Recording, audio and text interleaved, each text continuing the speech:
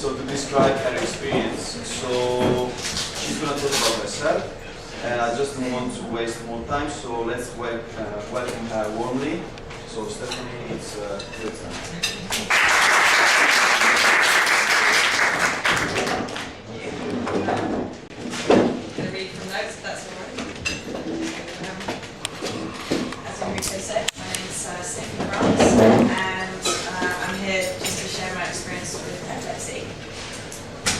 The first seizure I remember having was in 2006 when I just moved to Portsmouth to be closer to my band, as I'm a singer. Everyone had finally left the house and I was just making a cup of tea when suddenly this feeling of utter fear just completely took over me. Pins and needles started climbing up my back, then over the top of my head, until my vision faded and all I could hear was this incredibly loud ringing in my ears. It probably only lasted for about 10 seconds, but the feeling was so intense and so frightening that I think I just burst into tears. And after this happened a few more times, I finally went to see a GP, and he told me, even though he saw me have one, it's fair enough, that they were panic attacks. So I was prescribed with antidepressants, and that was it. So over the next 3 years, these seizures or moments carried on happening, and although they were getting in the way of my life, as they would happen on stage or they'd happen at work, because I'm also a receptionist, it wasn't until I moved back to London in 2009, 3 years later, when 3 very bizarre, different moments happened, that I decided it was time to get a second opinion. The first moment was when my band were hired to play at the American Embassy for Independence Day. There was a very important crowd there. If I remember rightly, there was Grant from EastEnders. It's very, very exciting. And so there we are on stage, and I'm just about to go into my first song, one we've sung about 100 times before, but all that came out of my mouth was, which isn't the first one. Then it wasn't. So, passing this off as nerves, obviously, it's Grant from EastEnders. I thought nothing of it. And then a few weeks later, I was temping in an office in Marble Arch as a receptionist, and my boss calls me on the phone. And there we are in mid-conversation when suddenly his words completely stopped making sense. It was just utter rubbish, gobbledygook, just blah, blah, blah. So I kind of, Blackadder, if you know him, styled it and went, and just hung up the phone, just really hoping he hadn't noticed. And although, obviously quite freaked out, again I thought, well, there must be a panic attack by having told I had, so thought nothing of it. But then the following Sunday happened. I was sitting on my sofa with my friend. He's playing an adventure game on the Xbox, and I'm sitting next to him looking for earrings on eBay. And after a while, not very long, I started to notice that the characters in this game, when talking to each other, appeared to be saying the same thing. I can't remember what the actual sentence was, I never can. But so let's just say it was, I have some red fish. So I start watching the screen to see if I'm right, and sure enough, the next creature speaks, and he says, I have some red fish. And then the next, and about 5 others. And so I looked at my friend, but he seemed so oblivious to it, I thought, okay, well maybe it's just part of the game. So I went back to my search on eBay for earrings, except only a second before I typed in silver earrings, it now said, I have some red fish. And the evening basically went on like that. Every word he said was, I have some red fish. My sister called me the same thing. And even when I tried to read a book to calm myself down, every line said, I have some red fish. So the next day, I went to see my new GP, Dr. Powell, who, after listening to the events, including the panic attacks in Portsmouth, she said, no, this doesn't sound like a panic attack at all. and she referred me to my first neurologist, Dr. Angus Kennedy. So in January 2010, 4 years after my first moment, we're in Dr. Kennedy's waiting room. My mum came too, because sometimes you just need your mum. And I remember having at least one moment whilst in there where I thought the coffee machine was talking to me. No, really I did. I can't remember what it said, so obviously it wasn't particularly important. But anyway, after I told Dr. Kennedy that and my other list of things, and my mum's list of things as well, some I didn't realise I did, like shouting out random words in conversation. He called the radiology department and sent me straight down for an MRI. And I remember he asked me, "Could you be really nice to them when you go down?" Because I just stopped them going home for their tea, which was nice. But scary that he wanted to do it that way. Anyway, so we go back into his office with a DVD of my brain, and we load it onto his computer, and we're all sitting around just looking at it. And there, very obviously, right in the centre of my right temporal lobe, is in here, it was this dark blob, about the size of a grape. And he was very quick to explain, this isn't a tumour, it's not cancer, but a cavernoma, which is a bunch of abnormal blood vessels that are relatively harmless and can happen in anyone. And the only time you really notice them is when they get in the way of the brain's electrical flow or bleed, which is when they could cause things like, which was probably the case for me, epilepsy.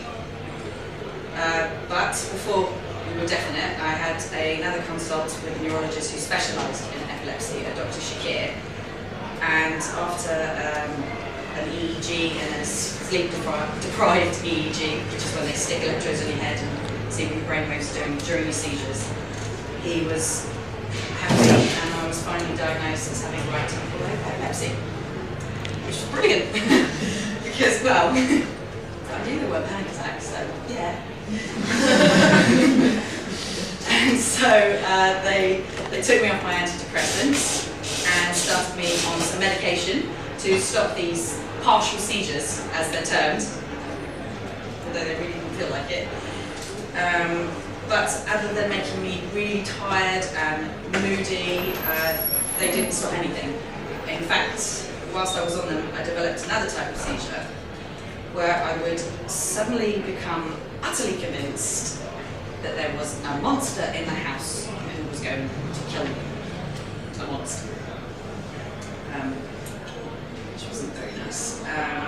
So after we tried lots of different medication, which also did nothing, Dr. Kennedy decided that another approach was needed, and so he referred me to one of the most knowledgeable and experienced neurologists in England, if not the world, Professor Matthew Walker. It's true. And so I met with Professor Walker, who immediately made me feel so much better, as for a start, he'd actually heard of these similar types of seizures before, which was nice, and he was really positive that he could help me. And so, again, we tried some different medication, much stronger doses and mixtures, which actually worked at first, but then they stopped working. And that was when we then discussed the possibility of surgery. And the reason we went to that point was because when we were there, I could have all six different types of seizures a day, if not more. So there was the seizures where the pins and needles would start over the head. Then there was the one where people's words were complete rubbish. The one where everything I heard or read was the same. The one where I spoke to coffee machines. And the one where monsters were trying to kill me. The one where I shouted out random words, which was actually pretty good at getting me a seat on the bus.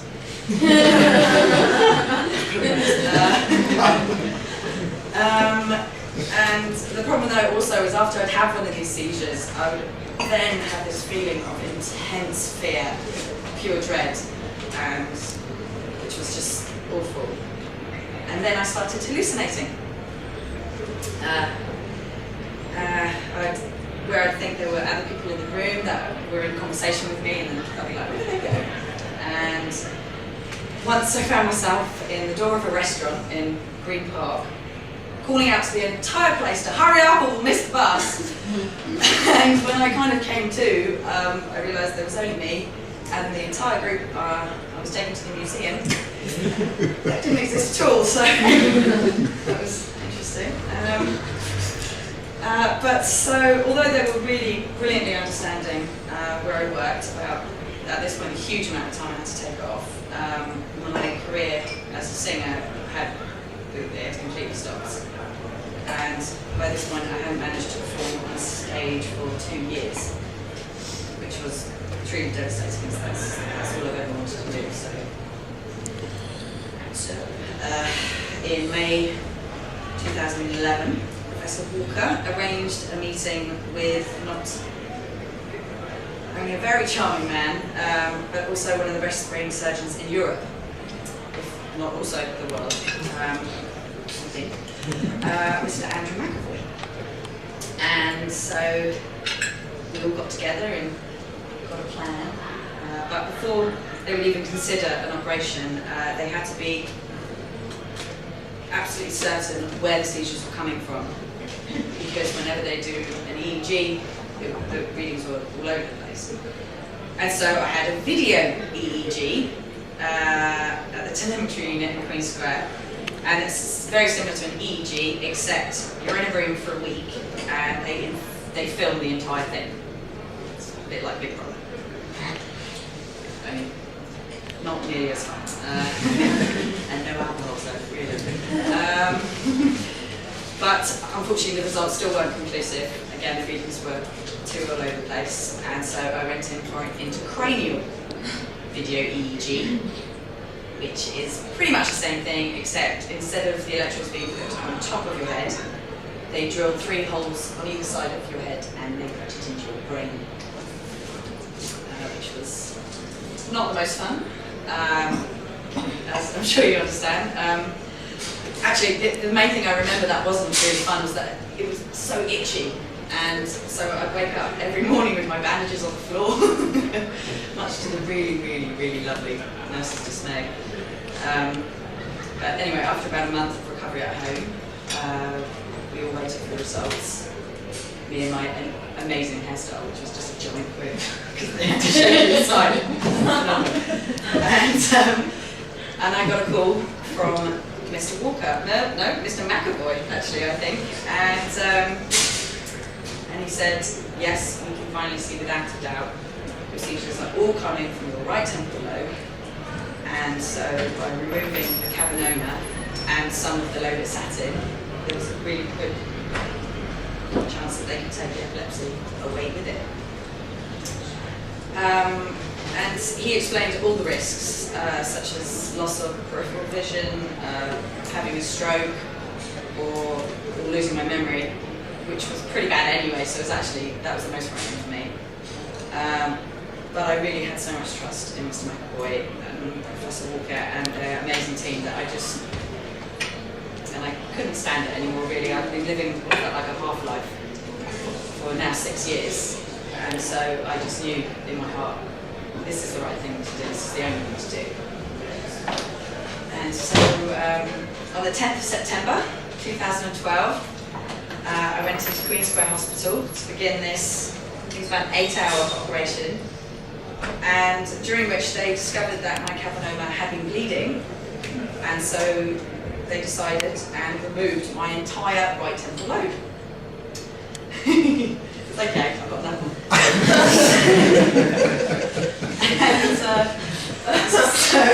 And so I awoke, and according to my sister, I winked and said, "It's all gone." They scooped it right out like an ice cream, which was when they knew I was fine.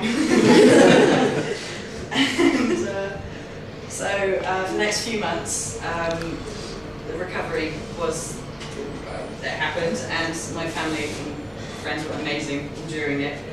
And although I was very tired, got terrible headaches, stomach aches, and I even started twitching, like, twitching as a side effect to the anti-seizure medication, which they would slowly take you off, and which was quite funny.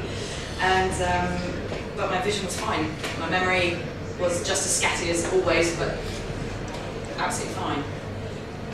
So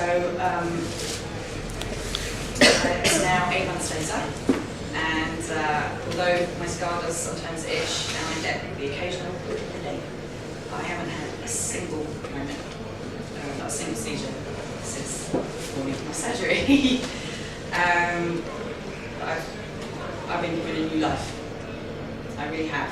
And so with this new life, for the first time ever, I'm writing an album, which I've called The Other Side.